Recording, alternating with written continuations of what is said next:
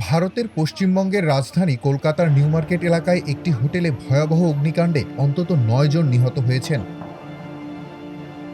স্থানীয় সূত্র জানায়, বুধবার ভোর ২টার দিকে ওই হোটেলে আগুন লাগে। এ ঘটনায় নিহত সবাই বাংলাদেশি নাগরিক হতে পারে বলে জানিয়েছে ভারতীয় সংবাদ সংস্থা ANI। তবে তাদের পরিচয় এখনও নিশ্চিত করা হয়নি। এখানে কারা থাকতো बेशिरभाग? ज़्यादा टूरिस्ट बांग्लादेशी लोग। एक्चुअली ये टूरिस्ट प्लेस है तो बांग्लादेशी लोग बहुत रहते हैं यहाँ पे। कि बांग्लादेशी लोग ज़्यादा रहते थे? हाँ, मैक्सिमम बांग्लादेशी टूरिस्ट एरिया आपको टूरिस्ट ज़्यादा ही मिलेगा। খবর পেয়ে ফায়ার সার্ভিসের 4টি ইউনিট ঘটনাস্থলে গিয়ে উদ্ধার অভিযান শুরু করে। ভবনে আটকে পড়া বেশ কয়েকজনকে উদ্ধার করা হয়েছে। আহত ব্যক্তিদের কলকাতা মেডিকেল কলেজ হাসপাতাল সহ অন্যান্য হাসপাতালে ভর্তি করা হয়েছে। প্রাথমিকভাবে এসি বিস্ফোরণ থেকে অগ্নিকাণ্ডের সূত্রপাত হতে পারে বলে ধারণা করা হচ্ছে।